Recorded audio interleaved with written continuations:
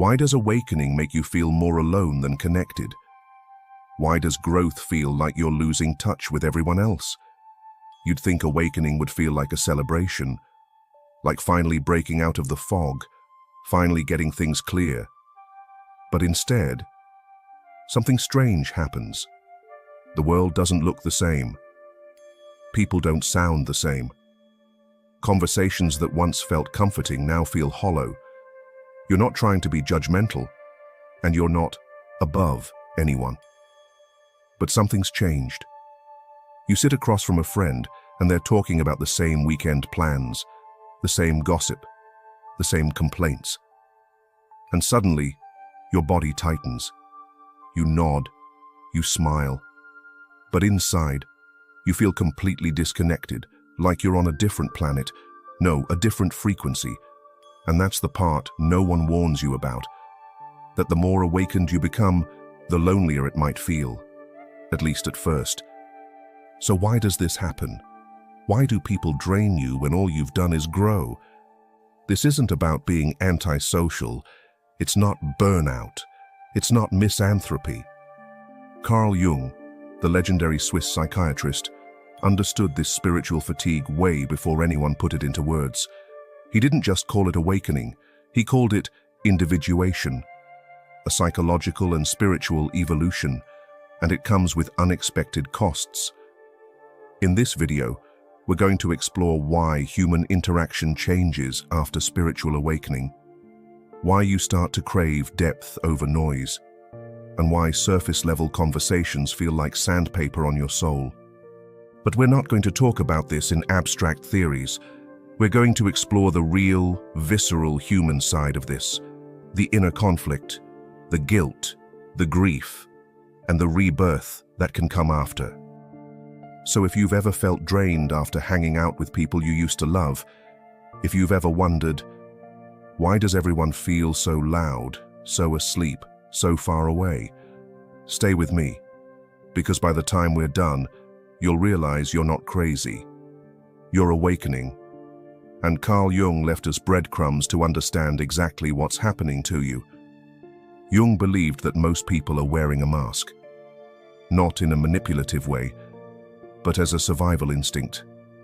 That mask, he called the persona. It's who we think we need to be accepted. It's the role we play. We wear it at work, around family, even with friends. And for a while, that mask helps us feel safe, loved, understood. But awakening is what happens when the persona starts cracking. Something in you starts whispering, there's more than this. You start to ask uncomfortable questions. You start saying no to things that once felt automatic. And the deeper you go, the more obvious it becomes. Many of your relationships were built around your persona, not your authentic self. So when that mask slips off, some connections simply can't survive. That's why you feel tired. Not because people are bad, but because who you were is no longer there to meet them. And here's where it gets heavier. Your nervous system is still wired to play the old role. You walk into a room and you instinctively prepare to shrink, to please, to entertain, to agree, just to avoid tension. But your soul is screaming for truth, for alignment and realness. And that tension between your conditioning and your consciousness, that's what drains you. That's what burns you out socially. Not the people, but the parts of you that are no longer willing to pretend. The truth is, awakening isn't about escaping others. It's about integrating your wholeness, so you can finally relate in a way that doesn't cost your energy. And this is where Carl Jung's concept of the shadow comes in. The term shadow sounds dark, maybe even scary, but it's not evil, it's just unseen. It's all the parts of ourselves we've been taught to hide, deny, or disown. It's our jealousy, our anger, our fear, but also, surprisingly, our potential, our brilliance, our intuitive power, our sacred no. The shadow isn't just your darkness, it's your wholeness waiting for light.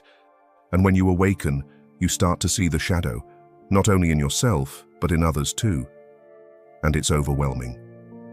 Conversations that once seemed harmless now feel loaded with unconscious energy. You feel what people aren't saying. You hear what's beneath their words, their pain, their projections, and their masks. And you realize most interactions aren't really between two people. They're between two personas, two carefully curated performances trying to keep peace, avoid discomfort, and stay liked. And when your soul awakens, you just can't play that game anymore. Not because you're better than anyone, but because your body starts rejecting what's false. It literally feels heavy, suffocating, exhausting. It's like trying to breathe in a room with no windows. You need truth like oxygen now. Authenticity becomes your only nourishment. And here's where it gets personal. You start to recognize your shadow in others. That friend who always needs to be right. Maybe that was you once. That colleague who needs validation constantly. Maybe that's the part of you you're still healing. The people who trigger you most often are mirrors, reflecting the very parts of yourself that haven't fully integrated yet. Jung said, "Everything that irritates us about others can lead us to an understanding of ourselves." And it's uncomfortable, because your awakening is showing you the truth in layers. At first, it seems like others are the problem. Then, you realize you were just like them. Then, you understand you still are. But you're evolving. You're choosing awareness. And that's what makes the difference. But the danger in awakening is spiritual ego, thinking you're the enlightened one and everyone else is asleep. That's not growth. That's just another mask. Real awakening means compassion for yourself, for others, and for the younger version of you who needed those old patterns to survive. It's in that compassion that healing begins, that fatigue lessens, that your energy becomes less about protecting yourself and more about honoring who you are. And guess what? As you integrate more of your shadow, you stop needing to distance yourself so much, because you're no longer fighting your own reflection in others. And now, we'll explore how emotional sensitivity and overstimulation tie into this awakening fatigue, and why your nervous system plays a much bigger role than you think.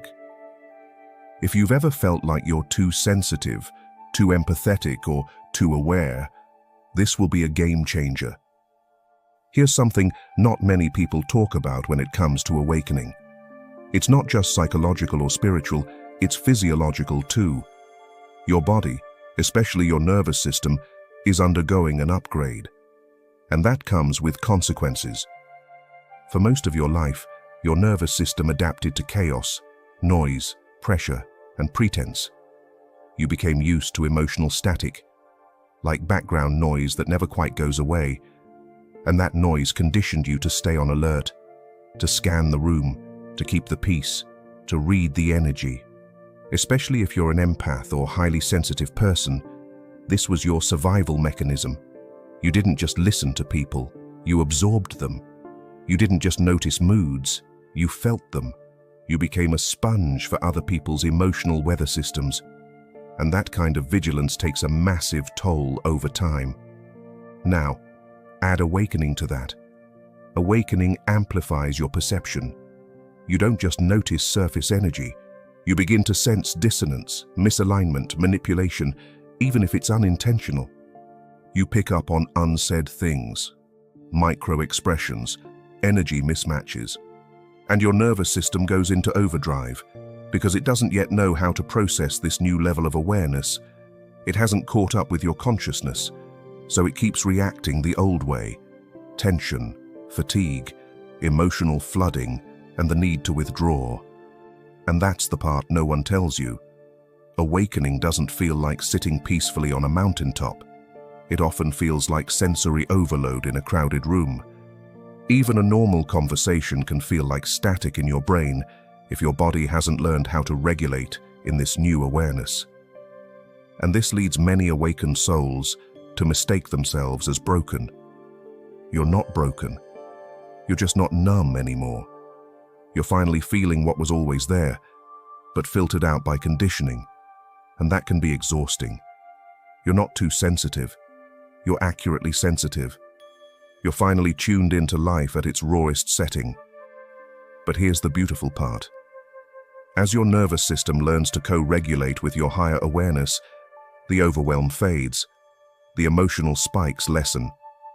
You begin to discern without absorbing. You begin to feel with people, not for them. You begin to observe without personalizing. And that's when social interaction becomes sacred again. You stop needing to shrink, you stop needing to armor up. You just stay anchored in your energy and let others be where they are. So what happens after the fatigue, the rebalancing, and the new type of relationships you begin to attract? And how do you engage with others from your true self, not from guilt, duty, or habit? Something beautiful and honestly liberating. The moment you stop performing, something shifts. You're no longer choosing connections out of survival, you're choosing from resonance. You're not people-pleasing to avoid conflict, you're honoring your truth, even when it's uncomfortable. You're not staying to be liked, you're staying where you feel seen. It's subtle, but powerful. Instead of seeking safety in others, you start to become the safety you once needed. Carl Jung believed that integration, not perfection, is the goal of psychological wholeness. That means bringing together your conscious self, your unconscious patterns, your shadow, your light, your wounds, your wisdom, all of it. Not to be flawless, but to be authentic. And from that authenticity, your relationships transform. You'll notice that you begin attracting people who speak your energetic language, who don't drain you because they're not asking you to shrink, who don't project their pain onto you, but hold space for yours too. These are soul-aligned connections, and often they start to appear after a season of solitude. That solitude wasn't loneliness. It was your field clearing itself, making room, recalibrating your energetic boundaries. When you're in the thick of awakening, it's common to feel like something's wrong because you don't relate to people the way you used to. But here's the truth. You're not meant to relate the same. You're meant to relate from a deeper place now, from presence, clarity, and alignment. And that changes everything. You stop matching other people's energy to keep the peace. You let your peace guide the dynamic. You stop proving your worth. You embody it. You stop engaging out of guilt. You connect out of choice. And this doesn't make you cold or detached. It makes you anchored. It makes your love more powerful because it's no longer filtered through fear. And yes, some people will fall away, not because you're abandoning them, but because they were only ever in sync with a version of you that you've outgrown. Grieving those connections is part of the awakening too. But it's not a step back. It's a step home. Every ending is an invitation. And every person who stays or arrives in your life after this process comes into contact with the real you. The one beneath the persona and beyond the performance. Carl Jung once said, "The privilege of a lifetime is to become who you truly are." And this fatigue you felt, this disconnection, this isolation, this energetic sensitivity, it's all part of that privilege. Because the real reward of awakening isn't escaping people. It's reclaiming your inner space so deeply that no one can pull you out of it again. So if you're in that strange space where you're tired of people, tired of noise, tired of pretending, trust it. It means you're waking up. And when you come out the other side, you won't just relate differently, you'll live differently. If this resonated, share it with someone who's been feeling the same fatigue. Share your thoughts in the comments.